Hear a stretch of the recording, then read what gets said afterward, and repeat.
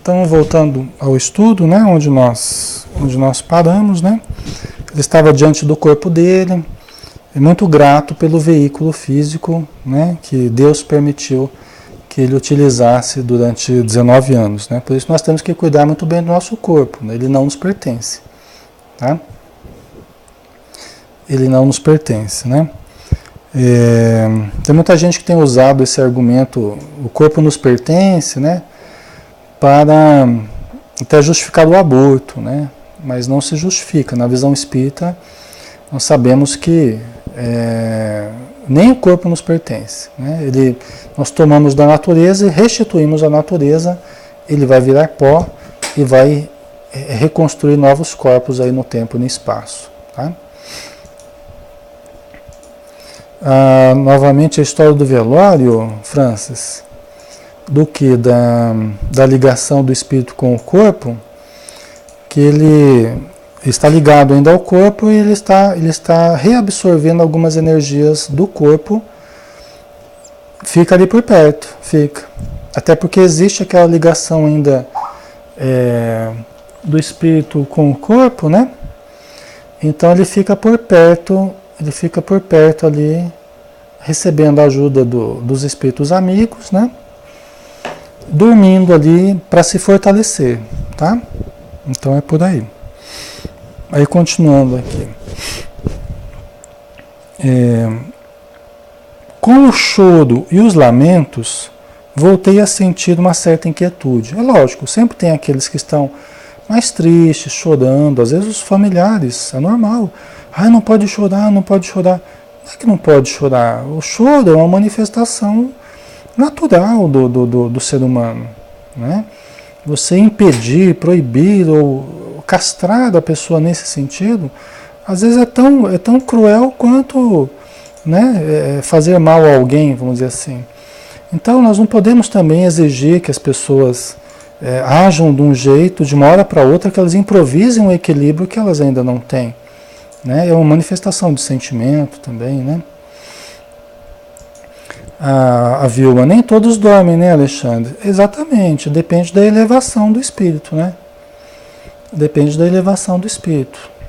Caibar Schutter, por exemplo, ele fez o discurso no próprio enterro dele, no próprio velório dele, né? Caibar Schutter fez o discurso no velório dele, né? Através do meu avô, né? Do Urbano, Dr. Urbano, né? Então isso, mas são espíritos aí de uma condição mais elevada, né? Acho que com o seu Hugo aconteceu isso também, não aconteceu? O seu Hugo, né? Em Cambé. Então, tem vários espíritos aí que demonstram essa condição, né? Vamos sair deste ambiente, César. Ele não lhe fará nenhum bem. Hugo Gonçalves, Tânia. Um senhor aqui da região que fez muito bem, né? Cuidou de crianças, ajudou muitas pessoas, tá? Muito querido aqui na região. Então vamos sair deste ambiente, César. Ele não lhe fará nenhum bem. Fomos para a rua, amparado pelos amigos da espiritualidade, acompanhei o féretro, né? Quer dizer, ele acompanhou o féretro, né? Ali a caminhada ali do pessoal indo para o enterro, né? Não pude deixar de notar que se muita gente estava realmente preocupada comigo, grande parte cumpria apenas um dever social, completamente despreocupada do momento solene que ali estava a exigir um certo recolhimento em respeito ao que partira, no caso eu, né? Então olha só, ele percebeu, você vê como é que os espíritos, vocês acham que o espírito não está percebendo? Ele está percebendo. Percebendo quem está ali só por efeito de conveniência social, quem está ali por sentimento, mantendo o pensamento em oração, né? Você vê a importância, como é que nós somos sempre observados, né? Pela espiritualidade. Por isso que Paulo de Tarso dizia, né, nas suas cartas, né, que nós somos cercados de uma tal nuvem de testemunhas, por isso fujamos de todo embaraço, né? nos livremos de todos os embaraços, situações irregulares, né? Porque nós somos cercados por uma tal nuvem de testemunhas. Essa nuvem de testemunhas são os espíritos aí que estão sempre ao nosso redor, né? Alguns elevados e outros não muito elevados, né? Cássio, um outro amigo, percebendo minha estranheza, considerou: os encarnados, de modo geral, ainda não compreendem a importância do pensamento e a responsabilidade perante os próprios atos em suas vidas, agindo com total irreverência e descaso para com assuntos de grande relevância, como é o problema da morte e da sobrevivência do espírito. Por isso sofrem tanto, né? É verdade, né, pessoal? Os problemas essenciais, fundamentais da vida e da morte, muitas vezes não são considerados por grande parte da população, né? Por falta de conhecimento, uma certa indiferença, irreverência, né? Então, é por isso, inclusive, que às vezes acabam sofrendo, até por efeito dessa atitude, né? Ou seja, nós estamos submetidos a coisas, a certos fatos e fenômenos que nós não conhecemos, mas que estão influenciando a nossa vida, né? Por exemplo, a influência dos espíritos na nossa existência, né? Que é muito maior do que a gente imagina. A Vilma dizendo aqui a importância da leitura elevada nos velórios, livro de mensagens, preces, né? Isso mesmo. A Diana, e ele estava muito lúcido. Tem pessoas que contam piadas nos velórios. Então, é isso mesmo, Diana. É uma atitude, né? Uma atitude negativa aí no caso, né? Ok. As ideias erradas sobre o desencarne, né, Rosarinho? Verdade. Então, continuando. Chegando ao cemitério, notei grande quantidade de espíritos necessitados. Né? Chegando ao cemitério, notei grande quantidade de espíritos necessitados, ainda inconscientes do seu estado de desencarnados, que observavam o cortejo passar.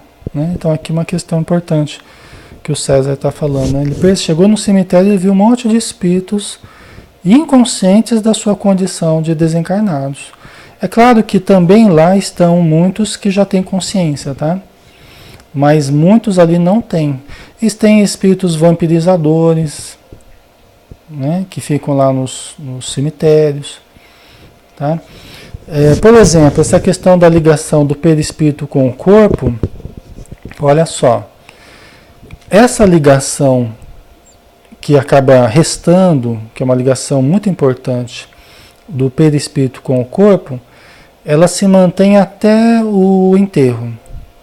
Quando eles vão enterrar, eles fazem esse rompimento. Os técnicos em libertação, os técnicos em desencarne, vamos dizer assim, né? Eles fazem então o último desligamento do perispírito com o corpo. O que acontece? O corpo começa a entrar em estado acelerado de decomposição. É uma coisa que o André Luiz fala que acontece. Eles começam a observar que o corpo começa rapidamente a acelera o estado de decomposição pela falta daquela sustentação da energia do espírito que ainda estava ligado ao corpo. Tá? Só que tem uma coisa muito importante. Na hora do enterro ali, quando vão realmente baixar o caixão ali e tal, o que os espíritos fazem ainda? A título de segurança, eles aplicam passes dispersivos no corpo físico. Né? Os espíritos amigos aplicam passes dispersivos no corpo físico. Por quê? Para evitar que entidades ociosas venham vampirizar aquele cadáver, aquele corpo. Venham sugar os últimos resquícios de vibrações, que é como um alimento para esse tipo de espírito, ainda muito materializado, muito apegado à vida material. Então eles meio que dissolvem aquela última energia que restava no perispírito. Tá? O André Luiz narra isso no livro Obreiros da Vida Eterna, tá? Porque ele lida com, acho que 5 casos de desencarne, então eles analisam detidamente cada desencarne e os procedimentos que os espíritos utilizam, tá? Então vamos ver aqui.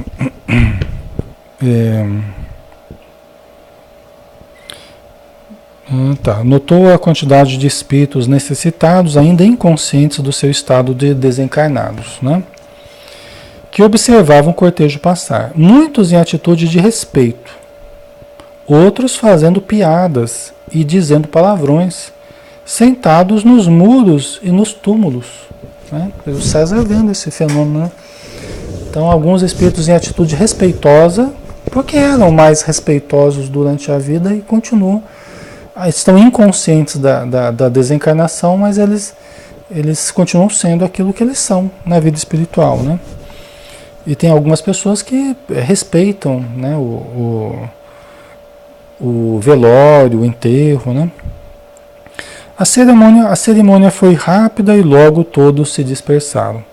Sentindo o cansaço novamente, perdi a noção das coisas e mergulhei em sono profundo, né?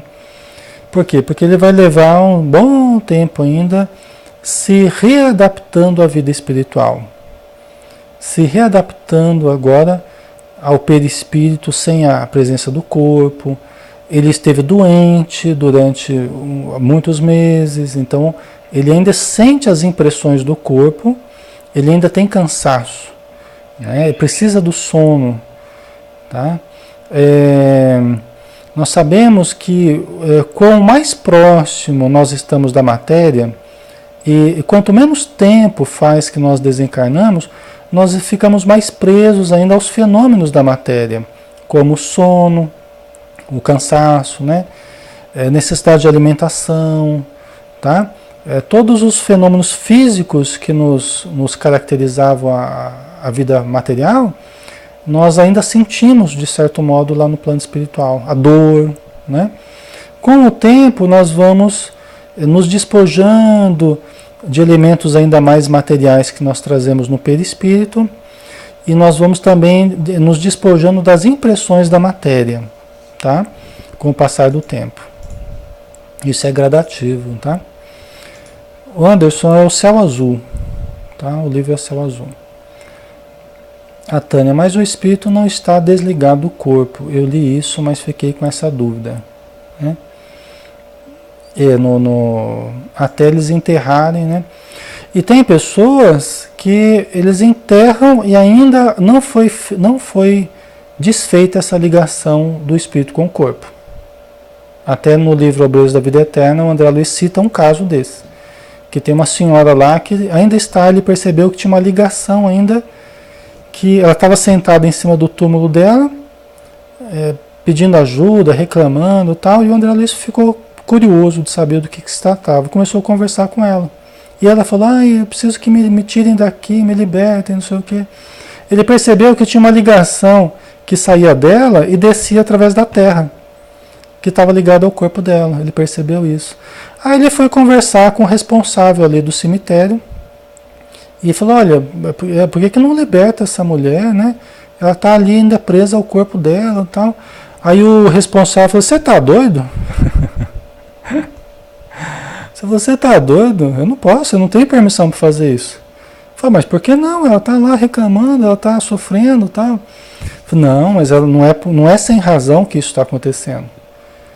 Ela praticamente forçou o desencarne dela, pela atitude dela diante da vida, praticamente ela desencarnou antes da época, por causa de uma simples gripe lá que ela transformou num problema sério, porque excessivamente caprichosa, estava atormentando a família dela, atormentando o marido, os filhos.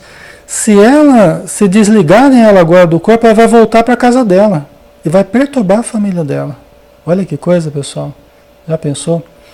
Se desligarem ela agora do jeito que ela está, a atitude caprichosa e desequilibrada dela, ela vai lá perturbar os familiares, e os familiares não merecem isso.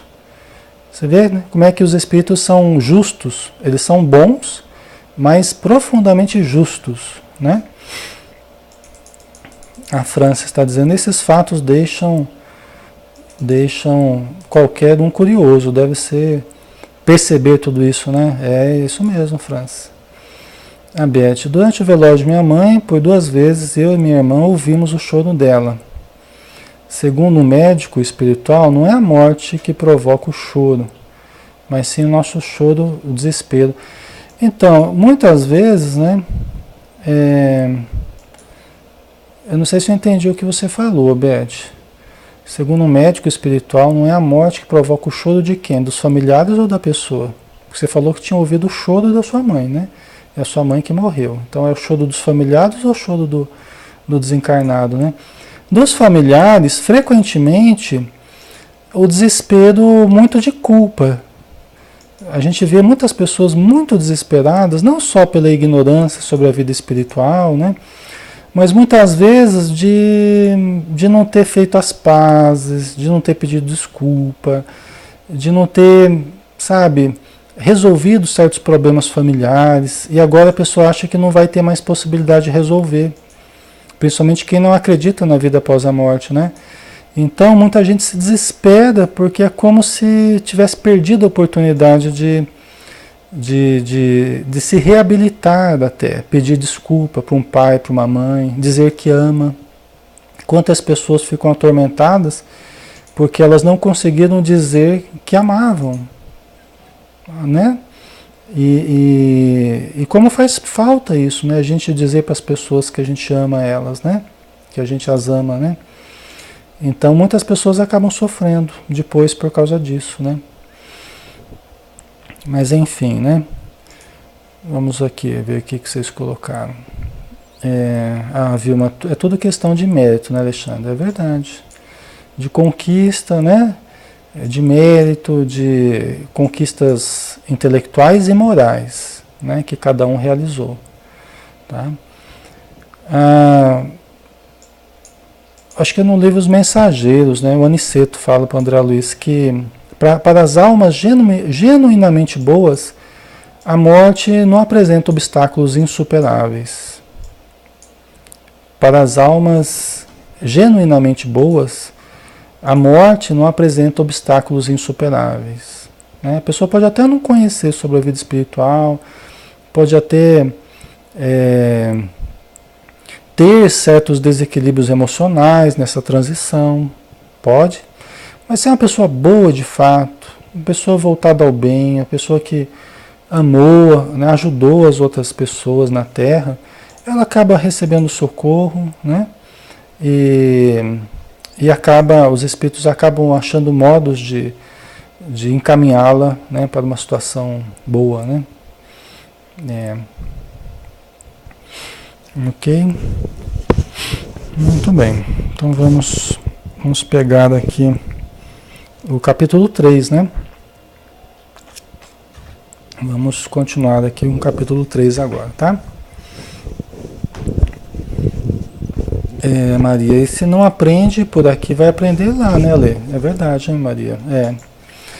Vai ser um encontro com a nossa realidade, né? A vida após a morte, na verdade, ela nos apresenta para a realidade interior que nós cultivamos durante toda a vida. Nós podemos ter cultivado uma realidade exterior, tem mais a ver com o ego, com as aparências, tal, os títulos e tudo mais, né? As posses. Mas qual é a realidade interior que nós cultivamos? Essa não é tão visível aos olhos das pessoas. Mas nós vamos encontrar na vida após a morte a explicitação daquilo que nós cultivamos no implícito, no interior, né? No nosso interior.